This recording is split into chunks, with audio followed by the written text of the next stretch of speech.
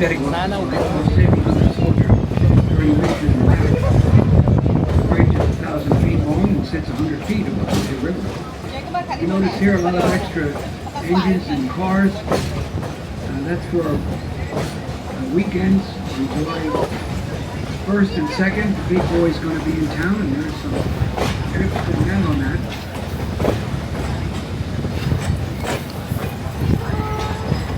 Right now, Big Boy 4014 is in Scranton, Pennsylvania. On the left, in front of this silver car, is a turntable.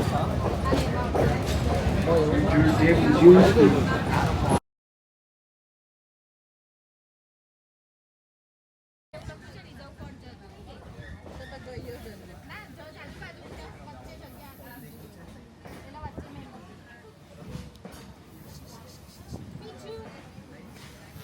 If we were to stay on this track as we approach Nesquehoning Junction, we would travel through Nesquehoning, which is where the Big Boy is going to stop to pick up. We're going to have a train that chases Big Boy. Weekend trains from Reading to Jim Thorpe. When we reach the junction, we're going to make a turn to the right.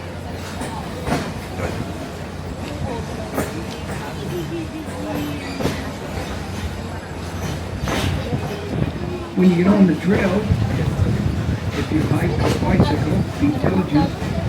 There's a number of snakes. The poisonous ones are the rattlers and the copperheads. And the non-poisonous is the black river snake. They've all been known to slip across the trails as well. And if you see one, you leave them alone and they will leave you alone. Or just at home. April of 1972, that's when the Jersey Central Railroad pulled out of Pennsylvania.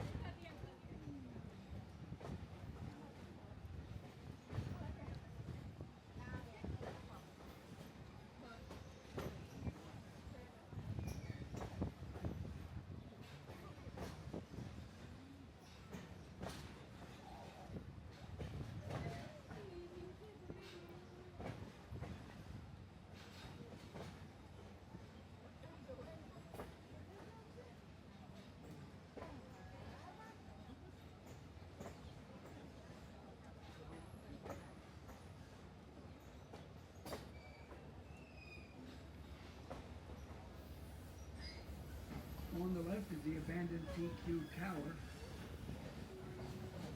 and the bridge will be on momentarily. This is an escorting bridge. This bridge provides a connection for both rail, bicycles, and pedestrians between Jim Thorpe and the state park. If you look to your left, you'll see the Lehigh River, and if you look to your right, downriver, about 3-4 miles, you get a brief view of East Jim Thorpe.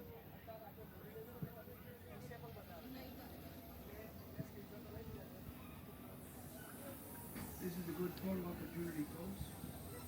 We're about 85 feet above the Lehigh River. We'll pass this way again on the way back.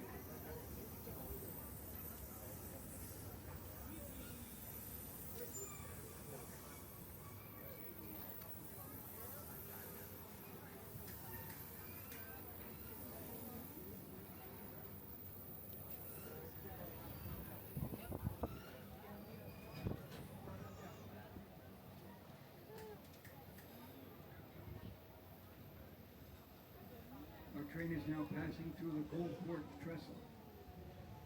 This truss bridge was built in 1911 and takes us over the former tracks of the Lehigh Valley Railroad, once owned by Asa Packard. Today, one of the tracks down there is the Reading and Orleans Hiker branch, and the other track belongs to Norfolk Southern. It's their Lehigh line. After we put this train to bed, at the end of the day, our freight traffic travels through here.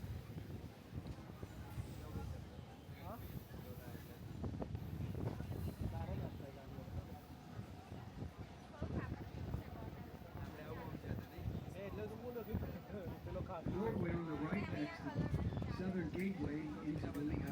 state park. If you drive from the park entrance, you cannot drive along the river on the rail trail.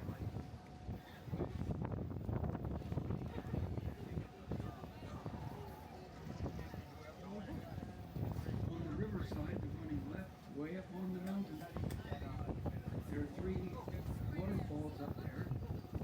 Called the Navro Falls. You can't see them from the train because of all the trees. They're up there.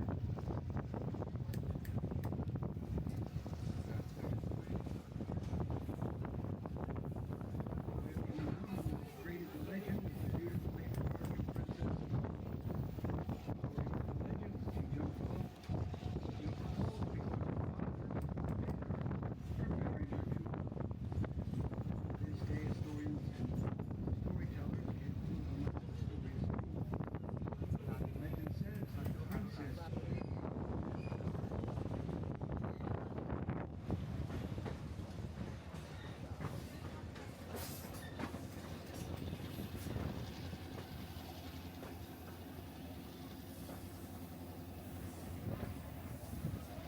momentarily we're going to cross the Lehigh River. Hotel. Our train is now going through a rock. But nonetheless, the rocks had to be dynamited away so the tracks could be connected.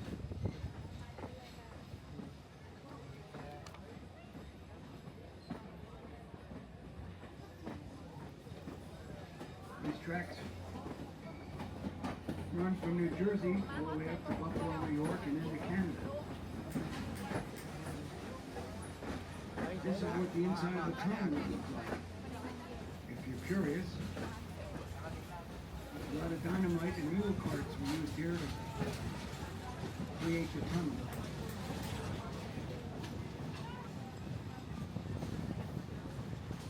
The mule carts all the way to rock and stone.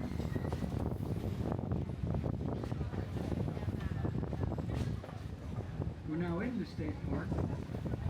Keep a watch on the trail on the mountainside. So the wildlife can be found here. Our porcupines.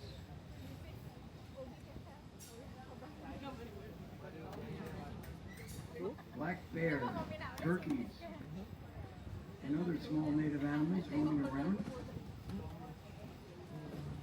And above us, sometimes we can see an occasional bald eagle, hawks, and vultures taking advantage of the updrafts. The rail trail to the right was the former main line of the Jersey Central Railroad. You had 4 tracks leaving Jersey City, which is now Liberty State Park, and came up here to deliver passengers, coal, and other freight. The tracks were abandoned and converted to a rail trail. You can also bring your and for $5 more when we get to Penn Haven. When we reverse direction, we'll get you and the bicycle off. And you'll have the rest of the day to glide up and down the trail. The trail closes at dusk. The rangers want people to be off the trail because that's when the bears come out. The bears here are nocturnal. We do have a lot of bears. And if you see one in the woods or on the trail, just avoid it. They come down to the river to search for fish and to cross over.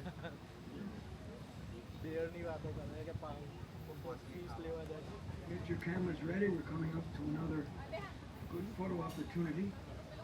This will be Hetchel Curve for people on the running right.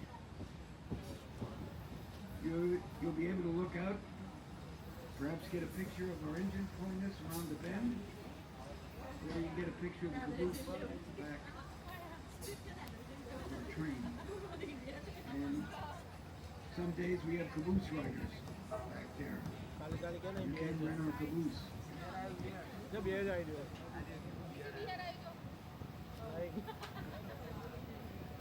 head to curbs offers passengers on the right an unobstructed, sweeping right-hand curve of the engine. If you look the other way, you can see the caboose on the back.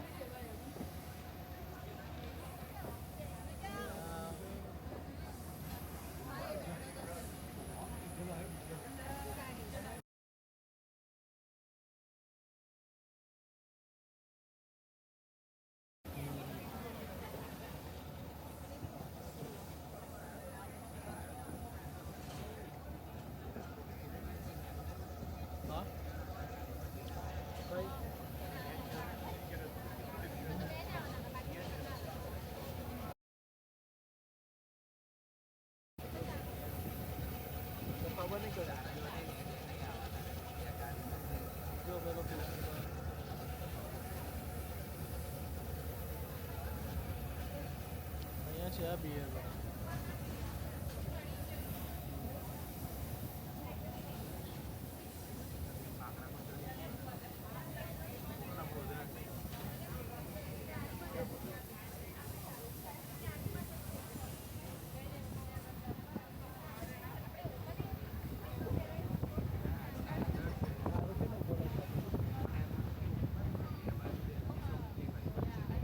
Down below the rail trail, that gully before the river, that's what's left of the Lehigh Canal. That was hand dug by laborers and mule carts and dynamite back in the 1929.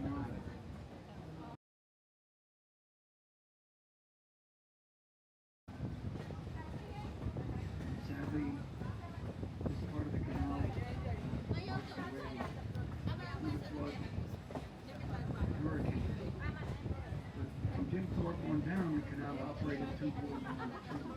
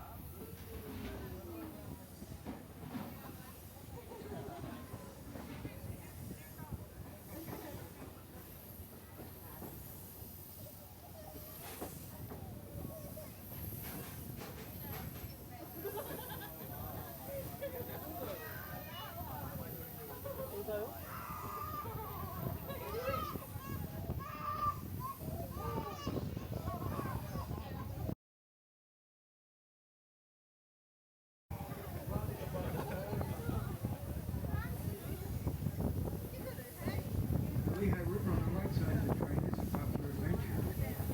The river flows 109 miles into the Delaware River in eastern Pennsylvania. Sadly, because we're under a drought situation in this part of Pennsylvania, there are no rapids on the river today. You see a Kyra.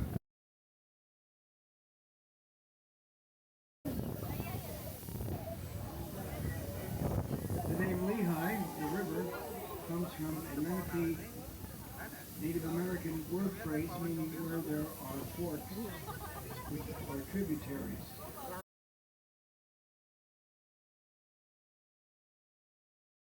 Up here, some of the species that can be caught for trout, carp, or catfish.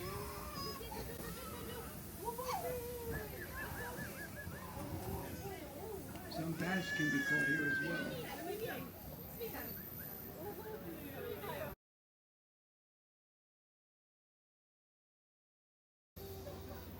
In 1818, the Pennsylvania General Assembly gave away the rights to the Lehigh River. And at that time, the river was owned by the Lehigh Coal and Navigation Company and used for transporting coal, building material, and other supplies up and down the river. This is the only example in United States history where a state did not own water rights to a river.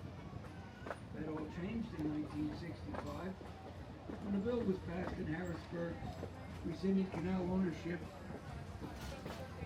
back to the Commonwealth of Pennsylvania.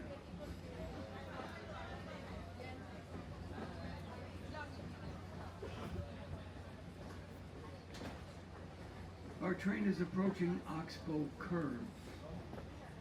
This is one of the sharpest curves on our line.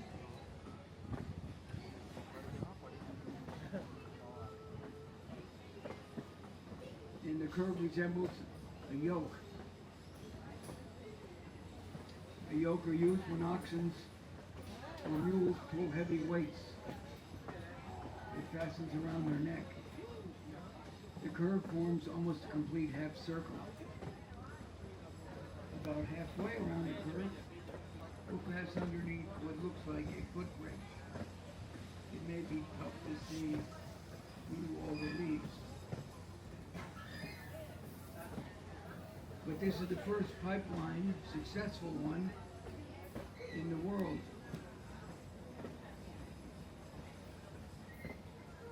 It was completed in 1879. It went from Oil City to Williamsport, Pennsylvania, and later extended to refineries in Bayonne, New Jersey. Today, the twin pipes carry fiber optic cable. Here we are at Oxbow Curve. I'll let you know when the engine is underneath the former pipeline, which is also a footbridge.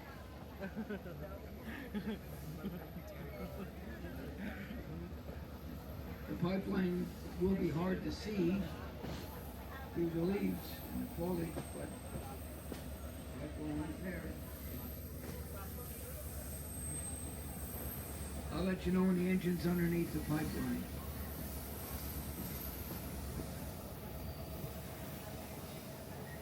Okay, we're up. Engine's underneath the pipeline. The domes can look up and see it. Huh?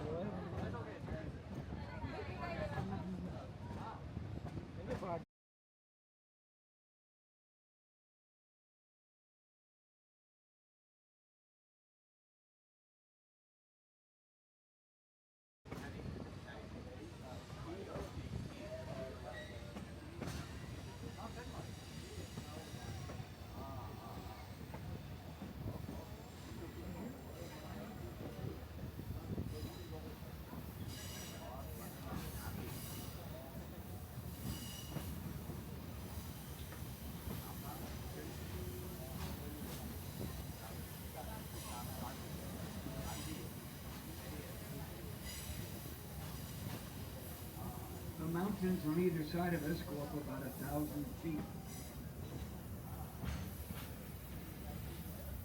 This area is also home to outdoorsmen during hunting season.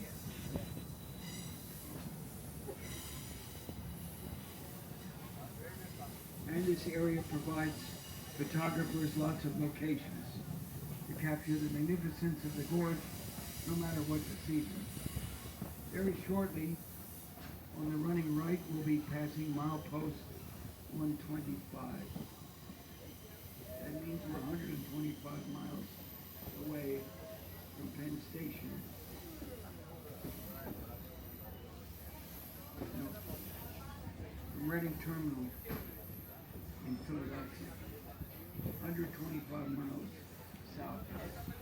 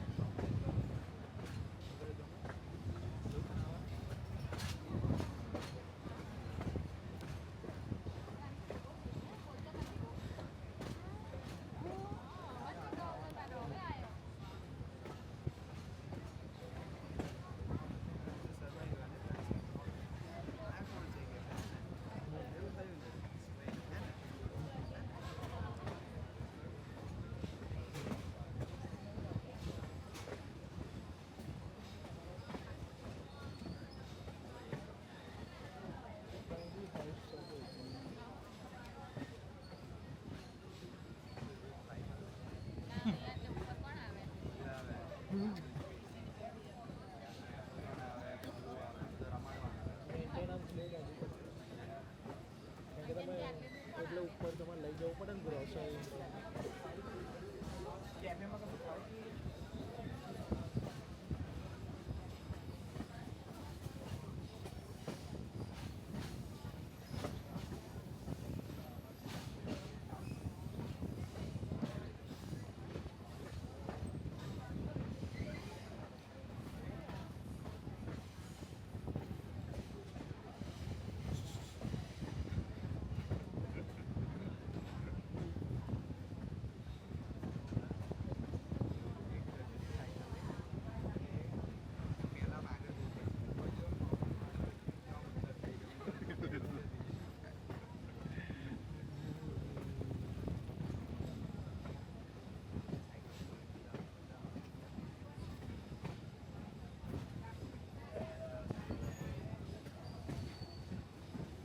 गरम बोलत चणा तर गरम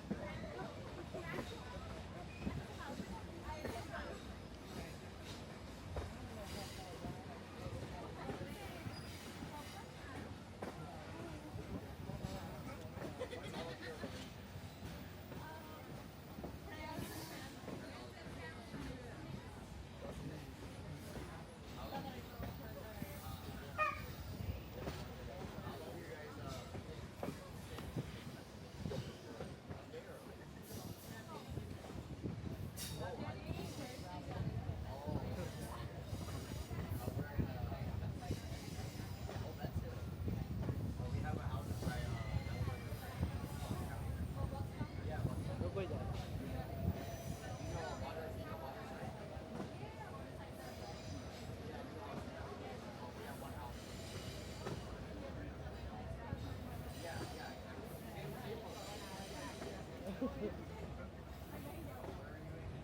On the running left, we have a waterfall.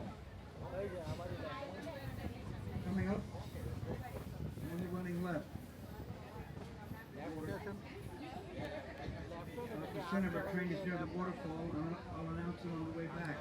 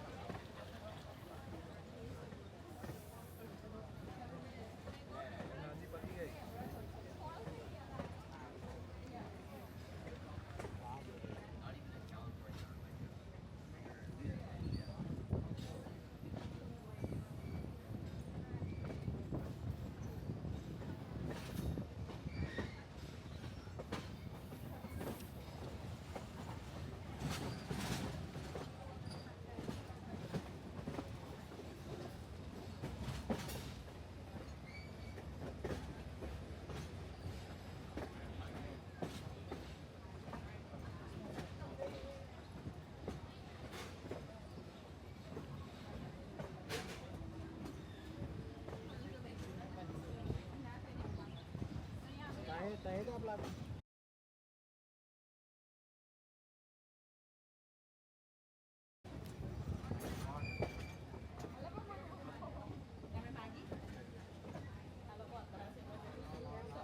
This was a very important location when the canal was operating, and coal was coming out of this area by several tons a day. When we stop here, passengers in the standard coach, get up standard only. Get out of your seat and push-pull the center of the seat to change direction. Everybody